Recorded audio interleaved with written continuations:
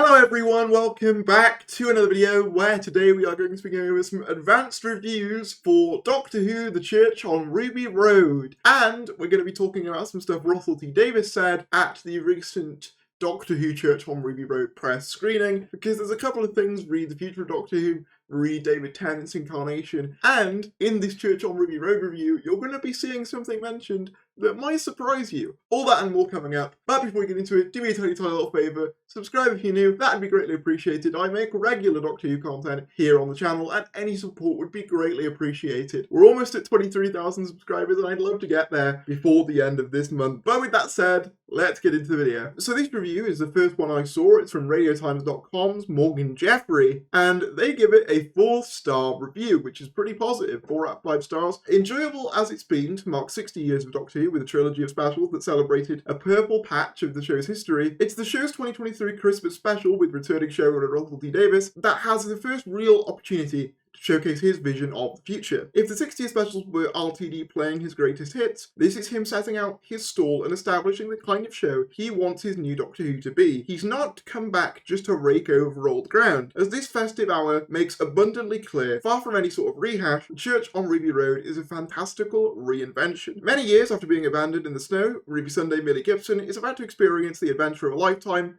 meet a Goblin King, and make a new best friend. Her Doctor Who debut is a romp, heavily inspired by 1986 fantasy film Labyrinth, with a dash of Christmas classic, though to say which one would be entering spoiler territory. So interesting stuff here. We've got the confirmation that the baby I assume the Doctor finds in that Disney Plus trailer is Millie Gibson, which I know there was some kind of speculation on that. And I also do have a theory that the woman we've seen cloaked is also the future Millie Gibson dropping herself off. I think it's been a bit of a Moffat-y type twist. And something else I want to talk about is the reference to the Labyrinth, which I also mentioned in a previous video. So it does seem, and the word fantasy has been used a lot in this review, and that's something you'll see more and more of, he's going in a more kind of fantastical direction. What I get from reading this, and you'll sort of see what I'm talking about as we go on, is kind of a Series 5 vibe, which I really like. I like Series 5. You combine that with Russell T Davies writing, I think you're making Doctor Who just for me specifically. Davies has flagged that this new era will be taking a slight step towards fantasy, and that's immediately apparent. Though we first meet Ruby in a domestic setting populated by lively characters, her world feels like a step removed from the everydayness of Rose Tyler's estate. So yeah, that's interesting. Russell was always good at doing the domestics, particularly with Rose's family, Donna's family. So I'm not surprised to see that Millie Gibson has similar origins here, and that's kind of a part of her life. Obviously, the difference here is that she's adopted, which is the first time for a companion, I believe, that that's been the case, or at the very least in the revival. So I think that'll add a new flavour to the family dynamic. Everything feels heightened, even before a race of mischief-making goblins make their presence known. This is an entirely new take on Doctor Who, more dreamlike, more magical. So yeah, we've got that reiteration of dreamlike, magical, whimsy. So it seems like we're going more in the direction of Series 5 kind of territory, which again, I really must stress, I really like. For the most part, it's an approach that works extremely well, injecting the show with a fresh energy. Only occasionally do the episode's wildest moments, and they are wild, threaten to take you out of the drama entirely. Okay, so that's another interesting thing. I suppose the spectacle gets so great at times that it's kind of like borders on the point of being so elaborate and kind of fantastical that you almost kind of forget it's a real thing going on. Well, it's not a real thing going on, but you less identify with the characters, perhaps. I'm not sure whether that's the criticism of what they're going for, but I mean, it's an interesting thing to flag up. Gatsby is everything that those who are familiar with his past work will expect. Effortlessly cool, extraordinarily charismatic, but fear not, remaining very much in place are the characteristics that make the Doctor who they are: the oddball energy, the offbeat humour, the alienness, but with a melancholy and loneliness beneath the bravado. Really like that. You really get that sense of like loneliness and kind of melancholy with like the scenes we've seen of Ncuti Gatwa also being very cool as well. So yeah, I really like that for a Doctor personality.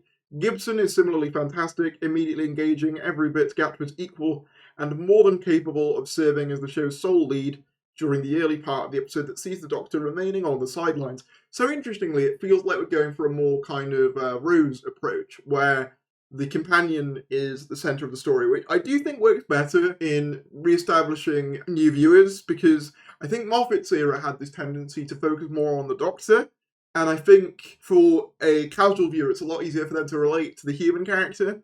So I think it's wise to go that route this time. However, I do hope Ncuti Gatwa's Doctor gets plenty of time to shine, although I'm sure he will. I think this is about an hour long, so hopefully he will. The Doctor and Ruby are both kindred spirits, both foundlings, who were abandoned by their birth family and then adopted. Far from ignoring the show's timeless child reveal, Davis has placed the Doctor's newfound status at the heart of his bond with his new best friend. So this is interesting. This seems to confirm the idea that the timeless child will factor into this new dynamic with Ncuti and Millie, because Millie is adopted and Ncuti also doesn't really know where he's from. The Doctor also doesn't know where he's from. I think that's an interesting way of taking it. I think we've already speculated about that before, but it's nice to have that confirmed here. As you guys know, I have my issues with the timeless child, but at the same time, if Russell feels he can make it work, I'm more than happy for him to try at this stage. I think as well, I do kind of like, though, and I said this in a previous video, the Toymaker's explanation that the Doctor's past doesn't really make any sense because he made a jigsaw out of it. So that's kind of the approach I'm hoping they go for, but at the same time, I don't mind them making it explicit that the Doctor's not fully sure where they're from, if it actually does lead to some interesting character stuff. Sharply directed by Mark Tondere, who helmed Rosa, one of the best regarded episodes of the previous era, The Church on Ruby Road is a colourful, escapist, often laugh-out-loud funny caper that not only functions as near-perfect Christmas Day entertainment, but also sets the new template for a new Doctor Who. Like a freshly regenerated Doctor, it's different but still somehow the same, with enough familiar DNA and fan-pleasing references to keep the faithful viewer happy. So yeah, this is something else that I saw reiterated in another review. There are references to the past and stuff for fans as well, so fear not if you're into that sort of stuff. Very interesting. A very positive review overall. I am interested to see, how they factor in the timeless child into future storylines. That's very interesting to me. But yeah, overall, I'm pretty happy with that. On a similar note, we have the write-up for SFX by Darren Scott. I won't be going over all of this, but he also reiterates that Ruby is a foundling, trying to reconnect with her birth parents via Davina McCall's TV show. And he also mentions Ruby as sort of a Rose 2.0, or I guess 3.0, in that she's sort of everything a classic companion should be, and you immediately fall in love with her. Rose 2.0 is interesting because that implies to me that once again the more domestic elements are a factor here, which I'm very happy with. Gatwa is spectacular as the Doctor, no baggage, just style and comedy and smarts in abundant supply. The chemistry between the pair is instant and brilliant, the perfect pairing for a new era. Very excited to hear that. The supporting cast is also brilliant, with equal parts of comedy and tragedy from Michelle Greenidge and Angela Winter as Ruby's mum Carla and grandmother Cherry, Anita Dobson's nosy neighbour Mrs. Flood is great fun, sitting on her doorstep watching the world go by. So that's interesting. The neighbour's kind of a nosy one, which I think is fun. That's a fun dynamic. That's a fun idea. I can see her being a Wilf fan favourite type character. At least I hope that's the case. The adventure rushes along at a brisk pace, probably not a bad thing when the lead characters are flying through the sky on a ladder hanging from a goblin ship, but it very much leaves you wanting more. In a crowded landscape, it seems like 2024 is definitely going to be the year of the Doctor and Ruby. Interesting. I found it very interesting here that he mentions the pacing of the episode, because one of my criticisms of some of, not all, of the 60th anniversary episodes, particularly the Star Beast, is I feel like they moved a bit too quickly.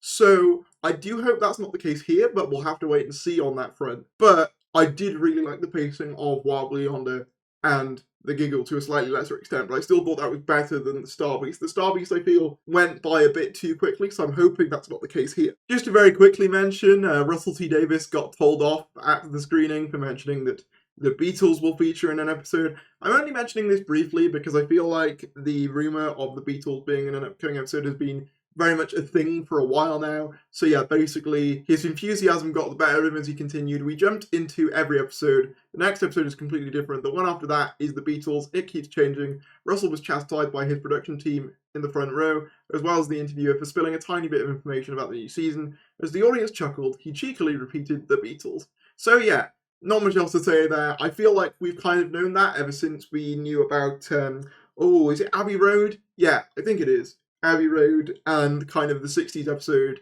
and Jigs Monsoon's character. I think we'd all sort of put together there was going to be some kind of Beatles-inspired episode, which I'm fine with. I think that'll be fun. Finally, though, I wanted to talk about this. Doctor Who boss says there's no plans for a David Tennant return. So for those of you who don't know, obviously the end of The Giggle, it's established via the bi-generation that David Tennant and Ncuti Gatwa both exist kind of separately, and David Tennant goes off to live with the Noble family, and Russell is confirming here, much like with the Meta Crisis, which was kind of the previous David Tennant split incarnation. It's weird that we have like 3 David Tennants now. and that he will not be returning at least anytime soon. Speaking at the screening of the 23 Christmas special, Davis joked, "Sorry, it's the age of shooting now, it's David who?"